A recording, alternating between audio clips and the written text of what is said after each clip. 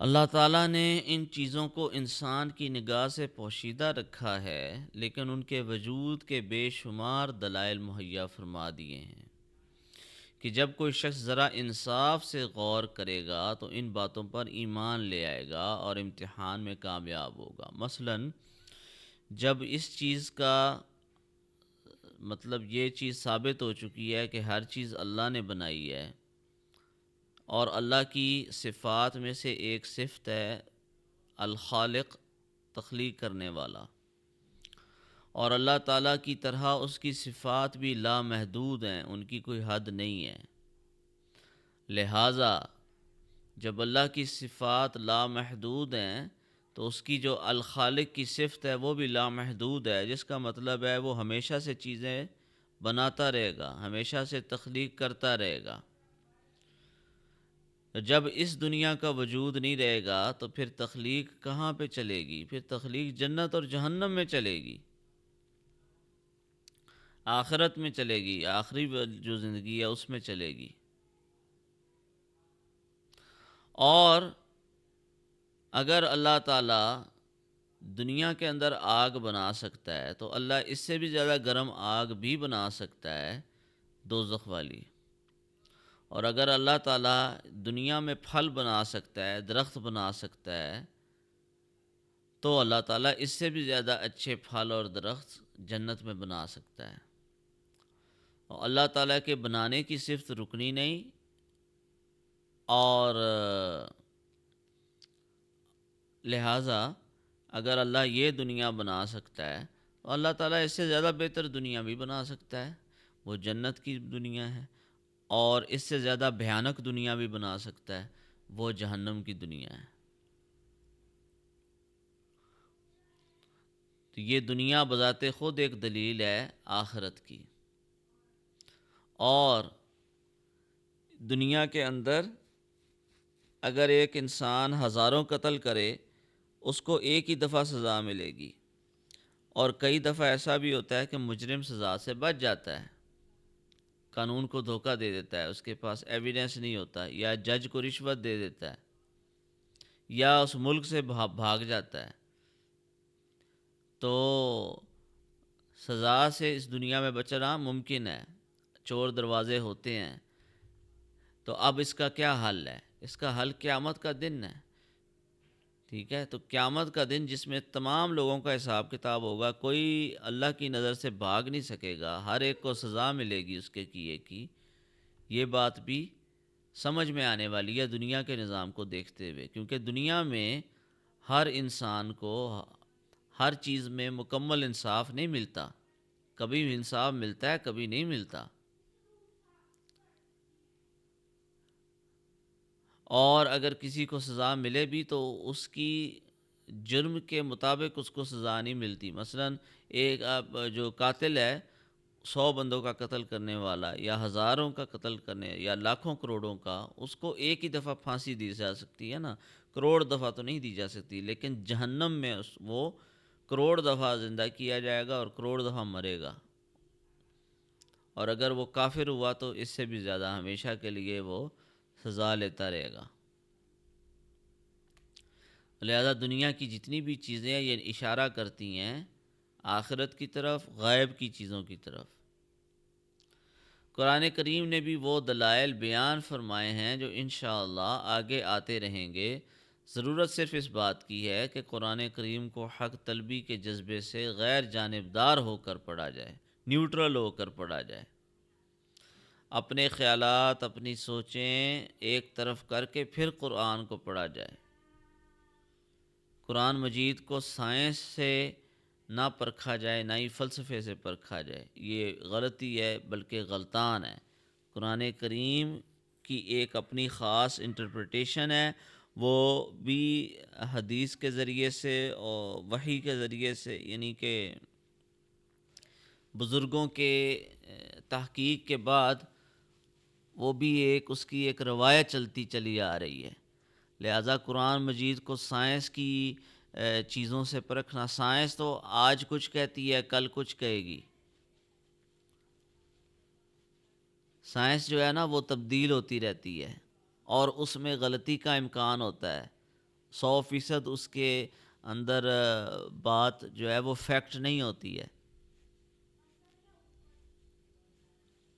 لہٰذا قرآن مجید کی آیات کو سائنس سے پرکھنا یہ غلطی ہے۔ کچھ لوگوں نے اس کو کرنے کی کوشش کی ہے، بعد میں انہوں نے اپنی غلطی کو تسلیم کیا ہے۔ قرآن مجید اللہ تعالیٰ کا معجزاتی کلام ہے۔ اس میں قدرت کی کچھ باتیں بطور نشانی کے ذکر کی گئی ہیں، ٹھیک ہے، مگر ان کی سائنسی تحقیق میں کھو اپنے آپ کو گم کر لینا اور پھر اس کو دلیل بنا کر کفار کو دعوت دینا، یہ بات عقل مندی نہیں ہے۔ قرآن مجید سائنس کی کتاب نہیں، اللہ کا کلام ہے۔ اس میں نشانیاں ہیں، اس میں اشارے ہیں، اس میں ہدایت ہے ان لوگوں کے لیے جو تقوی اختیار کریں۔ اسی طریقے کے ساتھ ہم نے قرآن اور اسلام کو دنیا کے تقاضوں کے مطابق نہیں بدلنا اور نہ دیکھنا ہے۔ مغرب یا مشرق، شمال یا جنوب کا فلسفہ ہم نے اس کے اوپر لاگو نہیں کرنا، بلکہ قرآن اور سنت نے دنیا کو تبدیل کرنا ہے۔ جس نے تبدیل ہونا ہے وہ قرآن اور سنت کے مطابق آئے۔ یہ نہیں ہے کہ ہم نے قرآن اور سنت کو موڈیفائی کرنا ہے دنیا کے فلسفوں کے مطابق، ایسی بات نہیں ہے، یا اس نظر سے دیکھنا ہے یا اس نظر سے اس کی تشریح کرنی ہے، یہ غلط بات ہے۔ بلکہ سائنس، فلسفہ، تمام فنون، ان کا سردار قرآن اور سنت ہے۔ قرآن اور سنت ان کا رخ طے کریں گے۔ ضرورت اس بات کی ہے کہ قرآن کریم کو حق طلبی کے جذبے سے غیر جانبدار ہو کر، یعنی نیوٹرل ہو کر اس کو دیکھا جائے، پڑھا جائے، سمجھا جائے، اور یہ خیال دل میں رکھا جائے کہ یہ معاملہ ایسا نہیں ہے کہ اس میں لاپرواہی برتی جائے۔ اس میں کسی قسم کی غلطی کی کوئی گنجائش نہیں ہے، لیزینس کی کوئی گنجائش نہیں ہے۔ یہ انسان کی ہمیشہ کی زندگی اور بہتری اور تباہی کا معاملہ ہے، اس کی آخرت کا معاملہ ہے۔ لہٰذا یہ ڈر دل میں ہونا چاہیے کہ کہیں میری نفسانی خواہشات قرآن کریم کے دلائل ٹھیک سمجھنے میں رکاوٹ نہ بن جائے۔ کہیں ایک انسان ہے، وہ نماز نہیں پڑھنا چاہتا یا اس کو روزہ رکھنا مشکل لگ رہا ہے، تو یہ نہیں ہے کہ وہ قرآن مجید میں اپنی طرف سے مطلب نکالنا شروع کر دے۔ نماز کا یہ مطلب ہو سکتا ہے،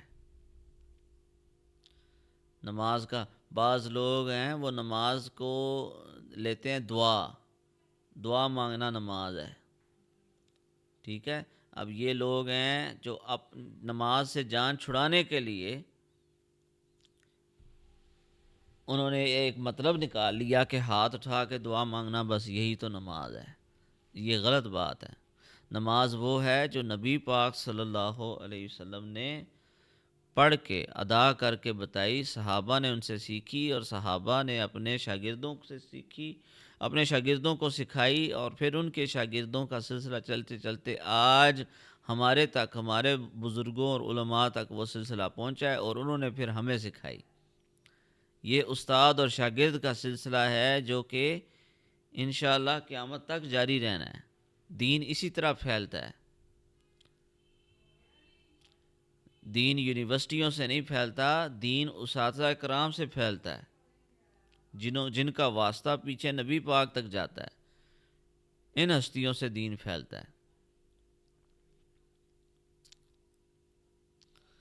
لہٰذا یہ ڈر دل میں ہونا چاہیے کہ کہیں میری نفسانی خواہشات، یعنی میری مرضیاں، قرآن کریم کے دلائل ٹھیک سمجھنے میں رکاوٹ نہ بن جائیں۔ اس لیے مجھے اس کی دی ہوئی ہدایت کو تلاش حق کے جذبے سے پڑھنا چاہیے، نیوٹرل ہو کر پڑھنا چاہیے، سنسیئر ہو کر پڑھنا چاہیے، سیریس ہو کر پڑھنا چاہیے۔ میں واقعتاً ہدایت لینا چاہتا ہوں، سیدھا راستہ، ایمان کا راستہ، اسلام کا راستہ مجھے سمجھ آئے، پتہ لگے اللہ کیا رہا ہے، اللہ چاہتا کیا ہے۔ یہ سنسیئرٹی ہونی ضروری ہے، اور پہلے سے دل میں جبے ہوئے خیالات سے ذہن کو خالی کر کے پڑھنا چاہیے، تاکہ مجھے واقعی ہدایت نصیب ہو۔ یہ ہدایت ہے ڈر رکھنے والوں کے لیے کا مطلب یہ بھی ہے۔ جو لوگ قرآن کریم کی ہدایت سے فائدہ اٹھاتے ہیں، یہاں ان کی اہم صفات بیان فرمائی گئی ہیں۔ ان میں سب سے پہلی صفت تو یہ کہ وہ غیب یا ان دیکھی چیزوں پر ایمان لاتے ہیں، جس کی تفصیل پیچھے گزری۔ اس میں تمام ایمانیات داخل ہو گئے، جس کا خلاصہ یہ ہے کہ جو کچھ اللہ تعالیٰ نے قرآن کریم میں بیان فرمایا یا جو کچھ حضور نبی کریم صلی اللہ علیہ وسلم نے ارشاد فرمایا، اس سب پر ایمان لاتے ہیں۔ دوسری چیز نماز قائم کرنا بیان کی گئی ہے، جو بدنی عبادتوں میں سب سے اہم ہے۔ اور تیسری چیز اپنے مال میں سے اللہ کے راستے میں خرچ کرنا ہے، جس میں زکوٰۃ اور صدقات آ جاتے ہیں، جو مالی عبادات ہیں۔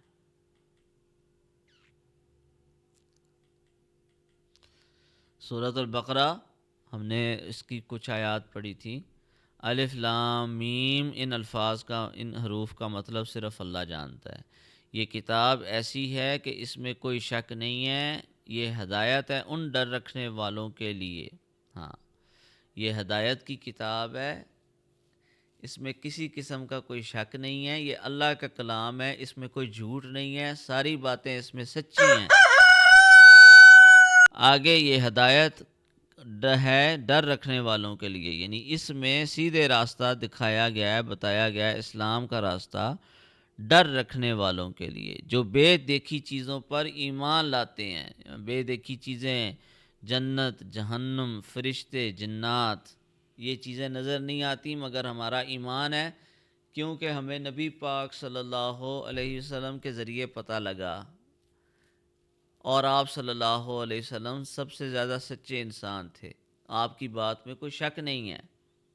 اور اسی طریقے کے ساتھ دنیا کے اندر ہر چیز جو ہے وہ اشارہ کر رہی ہے کہ آخرت کا وجود ہے، لہٰذا غیب کی چیزوں پر ایمان لانا یہ ہمارا امتحان ہے۔ اگر ہمیں ہر چیز دنیا میں نظر آ جائے تو پھر امتحان ختم ہو جائے۔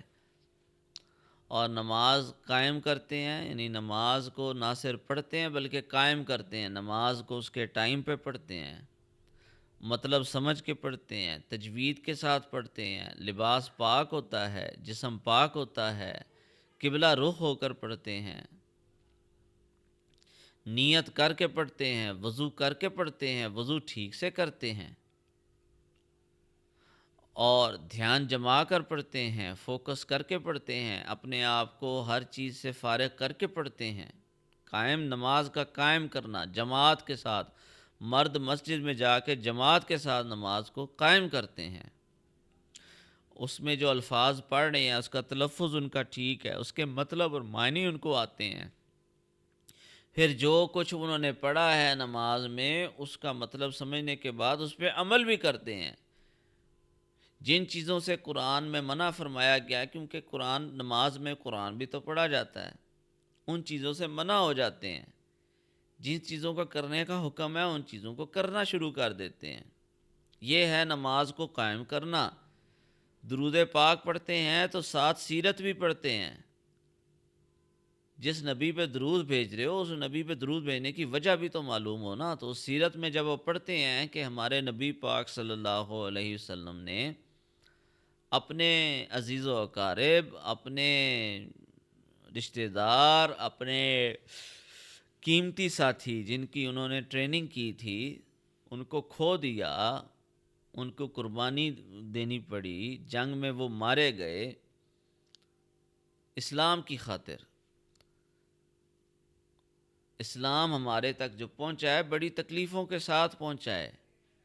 ایک صحابیہ، نبی پاک صلی اللہ علیہ وسلم کی ایک صحابیہ، وہ جنگ میں شریک تھیں، اور پچھلے زمانے میں عورتیں بھی اتنی بہادر تھیں وہ جنگ میں شریک ہوتی تھیں، اور وہ لڑتے لڑتے زخمی ہو گئیں، اور اس وقت دوائی اور یہ میڈیسن اور اتنا ڈاکٹر اس طرح کے ماڈرن تو نہیں تھے، تو اس دور میں وہ زخم کے اوپر، تلوار والے زخم کے اوپر گرم تیل چھڑکتے تھے تاکہ جراثیم وغیرہ مر جائیں، ایک سال تک وہ ان کی ایک جنگ میں زخمی ہو گئیں، اور ایسی زخمی ہوئیں کہ ایک سال تک ان کی چوٹیں جو ہیں وہ ٹھیک نہیں ہو سکیں، اور ایک سال تک ان کا علاج چلتا رہا۔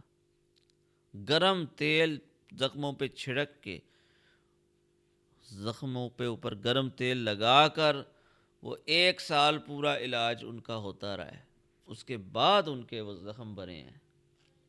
اتنی تکلیفوں کے بعد ہمارا دین آیا ہے، ہم تک پہنچا ہے، اور جو کچھ ہم نے انہیں دیا ہے اس میں سے اللہ کی خوشنودی کے کاموں میں خرچ کرتے ہیں۔ نماز کی میں بات کر رہا تھا، سب سے پہلے اللہ کی بڑائی، اس کے بعد قرآن کو سمجھنا۔ اللہ کی بڑائی، جس کے دل میں اللہ کی بڑائی ہوگی وہ کسی کے سامنے نہیں جھکے گا، کوئی اس کو رشوت پہ راضی نہیں کر سکتا، کوئی اس کو ڈرا دھمکا نہیں سکتا۔ جو اللہ سے ڈرتا ہے وہ کسی سے نہیں ڈرتا۔ جو بندہ قرآن پہ عمل کرے گا اس کو ہدایت ملے گی۔ جو بندہ درود کو سمجھ کے سیرت کا مطالعہ کر کے پڑھے گا اس کے دل سے درود نکلے گا۔ اصلی درود وہ ہے، نعرے بازی لگا کے نہیں۔ محبت والا درود وہ درود ہوتا ہے جس میں انسان کو اپنے نبی کی زندگی کا بھی پتہ ہے۔ اور پھر چوتھی چیز دعا ہے آخر میں۔ انسان کے ذمے کوشش کرنا ہے، لیکن نتیجہ اللہ کے ہاتھ میں ہے۔ اس چیز کا کانسیپٹ کلیئر ہو۔ نہ تو ہم کوشش سے جان چھڑا سکتے ہیں کہ سب کچھ اللہ نے کرنا ہے، اور نہ ہی ہم یہ کہہ سکتے ہیں کہ سب کچھ ہمارے بس میں ہے، کوشش ہم نے کرنی ہے تو نتیجہ بھی لازمی ملے گا۔ نہیں، نتیجہ اللہ کے ہاتھ میں ہے، کوشش ہمارے ہاتھ میں ہے۔ ہم نے کوشش بھی کرنی ہے، ہم نے دعا بھی مانگنی ہے۔ دعا کیا سکھاتی ہے؟ عاجزی۔ کافر کی سوچ کیا ہے؟ سب کچھ ہمارے بس میں ہے، ہم کریں گے۔ اللہ کو نہیں مانتے، یا مانتے بھی ہیں تو اس طرح سے نہیں مانتے جیسے ماننے کا حق ہے۔ مسلمان کا طریقہ کیا ہے؟ کوشش پوری کرے گا، فل طاقت لگائے گا، مگر پھر اللہ تعالیٰ سے عاجزی کر کے جھک کے مانگے گا، یا اللہ میں نے کوشش کی اپنی طرف سے، اس میں کمی بیشی تھی، معاف کر دے، مجھے یہ چیز عطا کر دے۔ دعا انکساری عاجزی سکھاتی ہے۔ مسلمان عاجز ہوتا ہے، ظلم کے آگے نہیں بلکہ عام لوگوں کے آگے، ظالموں کے آگے مسلمان ڈٹ جاتا ہے، ظلم کے آگے نہیں جھکتا، صرف اللہ کی ذات کے سامنے جھکتا ہے اور سب کی عزت کرتا ہے۔ عزت کرنا جھکنا نہیں ہوتا، عزت کرنا اور چیز ہے، جھک جانا اور چیز ہے۔ جھک جانے کا مطلب یہ ہے غلط بات کو مان لینا۔ مسلمان غلط بات نہیں مانتا، لیکن مسلمان سارے انسانوں کی رسپیکٹ کرتا ہے۔ یہ ہے اسلام۔ اللہ تعالیٰ نے قرآن مجید میں فرمایا ہے، کافروں کے خداؤں کو برا نہ کہو، کیونکہ وہ جہالت میں آ کر تمہارے اللہ کو برا کہیں گے۔ یہ قرآن کا کی تعلیم ہے، اسلام کی تعلیم ہے۔ آیت کا مفہوم بیان کر رہا ہوں۔ سب کی رسپیکٹ کریں، عزت کریں، بے شک وہ بتوں کی پوجا کریں، بے شک وہ کسی مرضی کی پوجا کریں، اس کا مذاق نہ اڑائیں، ان کو سمجھائیں، نہیں سمجھتے تو ان کی مرضی۔ اسلام میں کوئی زور زبردستی نہیں ہے، آپ کسی کو دین میں زبردستی گن پوائنٹ پہ مسلمان نہیں کر سکتے۔ ہاں، جو لوگ آپ کے ماتحت ہیں، مثلاً آپ کے بیوی بچے ہیں، مثلاً آپ کی کمپنی کے لوگ ہیں، آپ کے انڈر کام کر رہے ہیں، نماز کا ٹائم ہو گیا ہے، وہ نہیں پڑھتے، تو آپ کو حکم ہے کہ ان کو پڑھائیں، ان کو زبردستی بھی کرنی پڑے تو کریں۔ اگر وہ مسلمان ہیں تو نماز کو قائم کریں، بچوں کو پیار سے سمجھائیں، نماز کے اوپر قائم کریں، لیکن 10 ایئرز کی عمر کے بعد بھی اگر وہ نماز نہیں پڑھتے تو ان کو مارنے کا حکم ہے، ان کو جو ہے نا پیچھے سے مار کے ان کو زبردستی پڑھائیں نماز، یہ حکم ہے، حدیث کا مفہوم ہے۔ پہلے پیار سے سمجھائیں، پیار سے نہیں سمجھتے تو مارنے کا بھی حکم ہے کہ بھائی نماز، کیونکہ شیطان چاہتا ہے کہ ہم اللہ کو یاد نہ کریں، لیکن نماز لازمی ہے، ضروری ہے، اس کے بغیر چارہ نہیں ہے۔ اس کے بغیر بات نہیں بنتی ہے۔ لہٰذا اس کی شروع سے عادت ڈالیں گے تو بات بنے گی۔ سب سے پہلے فرائض سے شروع کریں، 1-2 نمازوں سے شروع کریں، آہستہ آہستہ اس کی عادت ڈالیں۔ سنتوں کے اوپر بعد میں آئیں، پہلے فرائض کی عادت ڈالیں۔ سنتوں کو چھوڑنا نہیں ہے، لیکن اس کی عادت آہستہ آہستہ دیکھیں، ایک دم نہیں ہوتا۔ جو نماز آپ کو سب سے ایزی لگتی ہے وہ نماز سے شروع کریں اور اس کو ریگولر کریں، پھر پکا کرتے کرتے جب 1 مہینہ گزر جائے پھر اگلی نماز پہ آئیں۔ اس طرح 5 نمازوں کی عادت ڈالیں، پھر سنتوں کی بھی عادت ڈالیں، تاکہ آپ کی جو فرض نمازیں ہیں یہ پوری ہوں اور اللہ تعالیٰ کے آپ قریب آئیں۔ جب انسان نماز کو قائم کرتا ہے، فرشتے اس کی مدد کے لیے آتے ہیں۔ اگر وہ بیمار ہوتا ہے، فرشتے اس کی عیادت کے لیے آتے ہیں۔ اگر وہ مصیبت میں ہوتا ہے، اللہ تعالیٰ کی طرف سے اس کے لیے مدد آتی ہے، غیب سے مدد آتی ہے، وہاں سے آتی ہے جہاں سے انسان سوچ نہیں سکتا۔ پیسوں کی ضرورت تھی، پیسے ختم ہو گئے تھے، نہیں تھے، نوکری چھوٹ گئی، گھر میں کھانا نہیں تھا، آٹا نہیں تھا، اللہ تعالیٰ نے کسی کے ذریعے سے، بغیر ہمارے کہے ہوئے، بغیر ہمیں کسی سے مانگے ہوئے، اللہ تعالیٰ نے کسی کو بھیجا، اس نے کھانا ہدیے میں دے دیا۔ یہ ہماری طرف آج فنکشن ہے، آپ ہمارے ہمسائے ہیں، یہ لیجئے۔ ایسے بھی ہو جاتا ہے۔ کوئی مشکل تھی، کوئی مصیبت تھی، اللہ تعالیٰ نے وہ مشکل دور کر دی۔ طریقہ کار اللہ جانتا ہے، طریقے پہ نہ جاؤ، کیسے، یہ دیکھو کون سی ذات ہے پیچھے جو کر رہی ہے۔ بہت سارے واقعات ایسے ہیں، انسان مشکل میں ہوتا ہے، اللہ تعالیٰ اس مشکل سے نکالتا ہے۔ کس کی برکت سے؟ نماز کی برکت سے، ذکر کی برکت سے، قرآن کی برکت سے، درود کی برکت سے۔